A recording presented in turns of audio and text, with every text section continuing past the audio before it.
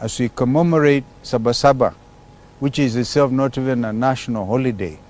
As far as I'm concerned, if one was to ask me, this Sabasaba should become a national public holiday because it is so significant. This is, as I said earlier, the struggle that brought Constitution 2010.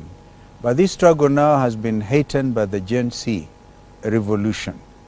Last year, during the Maandamano, 75 of them, we say to the 41 Gen Zs who lost their lives, and they're all very young, from Rex, who was 29, that we buried in Machakos the other day, to Kennedy Onyango, who was only 12 years, and who took almost 8 bullets. And this system keeps changing the story. But Kenyans saw a little boy of 12 years whose body was riddled with bullets and who died at the hands of our police. We are here to commemorate these deaths, but also to salute the freedom fighters. Indeed, this was a struggle through Sabasaba that enabled us eventually to craft Constitution 2010, which was launched by the late President Mwai Kibaki.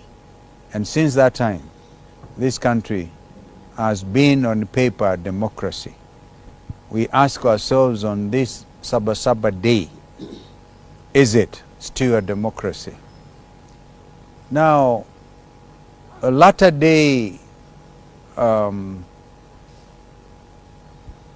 men and women, by this time young, the Gen Zs, have taken this a step further.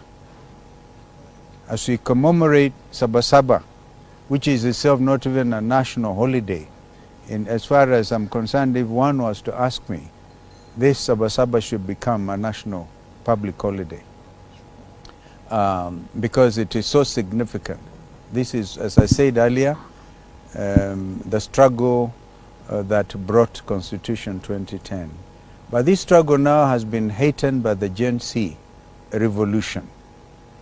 The Gen Zs are both on the streets, because in Sabasaba and Kamukunji, those men and women were on, a lot of them were men, by the way. We don't mean demean our ladies, but it comes to a time when that time a lot of men came out.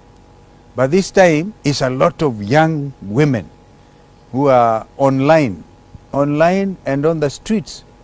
We said during the funeral service of the first one to fall, young man Rex Masai, fell at 29.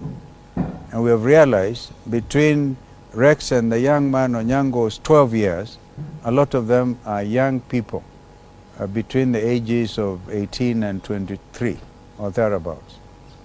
And so they have carried the struggle of Sabasaba.